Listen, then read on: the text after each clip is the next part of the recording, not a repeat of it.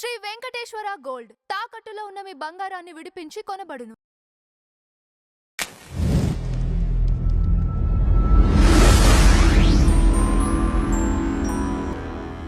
ఈ Rayalaseema drought mitigation project DPR ఇవ్వమని చెప్పని తెలంగాణ అడిగింది. మా దగ్గర డిపిఆర్ లేదు, మేము డిపిఆర్ తయారు చేయాలని చెప్పారు వాళ్ళకి జగన్మోహన్ రెడ్డి. ఓకే.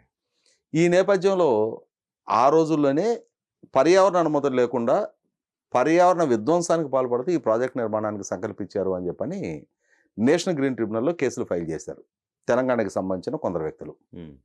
అలా ఫైల్ చేసిన నేపథ్యంలో నేషనల్ గ్రీన్ ట్రిబ్యునల్ ఈ ప్రాజెక్టు పనులను ఆపేయమని చెప్పని ఆదేశాలు ఇచ్చింది. అప్పుడులోనే 2020 మేలోనే ఓకే ఆదేశాలు ఇస్తే, ఆదేశాలు ఇచ్చినా కూడా వీళ్ళు పనులు కొంత కొనసాగిస్తూ ఉన్నారు. మళ్ళీ ఎన్జీటీకి వెళ్ళారు, మీ ఆదేశాలను వాళ్ళు ధిక్కరించి పనులు చేస్తున్నారు అని చెప్పని.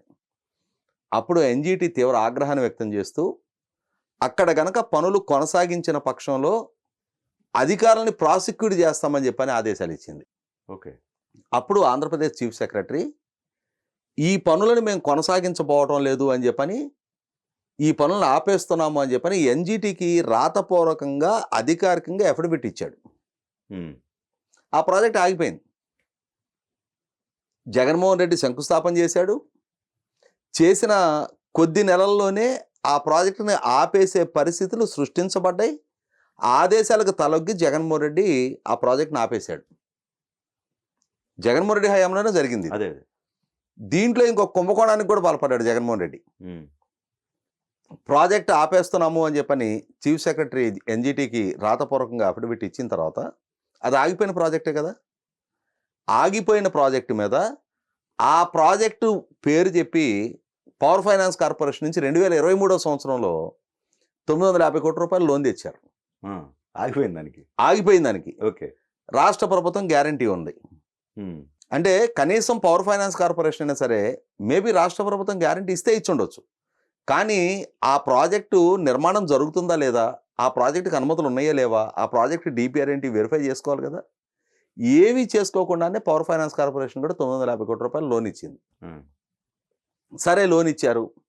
రాష్ట్ర ప్రభుత్వ గ్యారంటీ మేరకు లోన్ వస్తుంది. ఏమవ్వాలి, ఆ లోన్ డబ్బులు ఎవరికి రావాలి? రాష్ట్ర ప్రభుత్వ కన్సాలిడేటెడ్ ఫండ్కి రావాలి.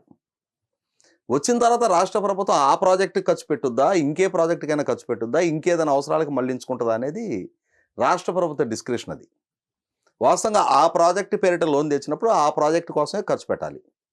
కానీ ఆ ప్రాజెక్టుకి అనుమతులు లేవు, కోర్టు ఆదేశాలు ఉన్నాయి, నిర్మాణం చేపట్టం అని చెప్పని రాష్ట్ర ప్రభుత్వం అధికారికంగా అఫిడవిట్ ఇచ్చింది. అయినా సరే ఆ ప్రాజెక్టు పేరిట లోన్ తెచ్చారు. తెచ్చిన డబ్బులు ఇక్కడే అసలు ట్విస్టు. రాష్ట్ర ప్రభుత్వ గ్యారంటీతో ఒక రాష్ట్ర ప్రభుత్వ ప్రాజెక్టు కోసం అని చెప్పని తీసుకున్న లోన్ డబ్బులు రాష్ట్ర ప్రభుత్వ ఖజానాకు రాలా, డైరెక్ట్గా కాంట్రాక్టర్ అకౌంట్కి వెళ్ళినాయి. ఓకే. ఇది వాస్తవంగా చాలా పెద్ద నేరం. అన్ని ఉల్లంఘనలే. ఓకే. అనుమతి లేని ఆపేసామని కోర్టుకి రాతపూర్వకంగా అఫిడవిట్ ఇచ్చిన ప్రాజెక్టు మీద లోన్కి అప్లై చేయడం ఒక తప్పు.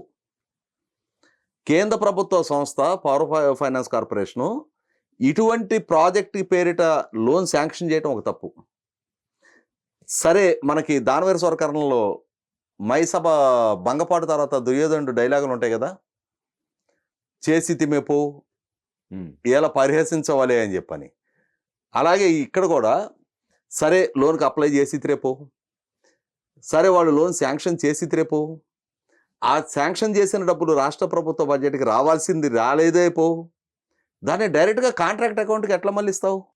చాలా పెద్ద వైలేషన్ అది. అప్పుడు పబ్లిక్ అకౌంట్స్ కమిటీ చైర్మన్గా ఉన్న పయ్యావుల కేశవ్ గారు ఈ అంశాన్ని వెలుగులోకి తెచ్చారు. ప్రెస్ మీట్లు పెట్టారు, ప్రభుత్వానికి సవాల్ విసిరారు.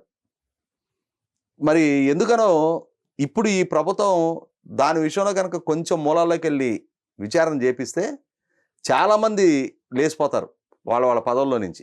ఓకే. ఆ పవర్ ఫైనాన్స్ అధికారులు ఎవరు, ఆ రోజు ఆర్థిక శాఖ అధికారులు ఎవరు, అసలు ఆ ఆగిపోయిన ప్రాజెక్టు పేరిట లోన్కి అప్లై చేసింది ఎవరు, ఇది గతం, కళ్ళ ముందున్న చరిత్ర.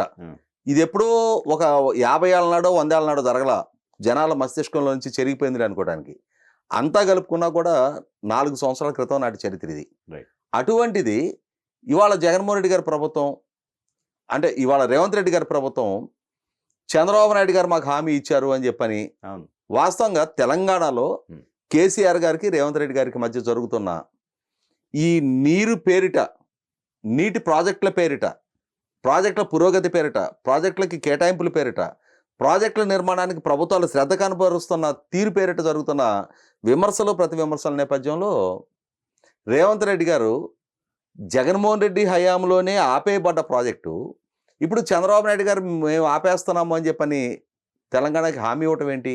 అసలు ఆల్రెడీ ఆ ప్రాజెక్ట్ ఆగిపోయింది.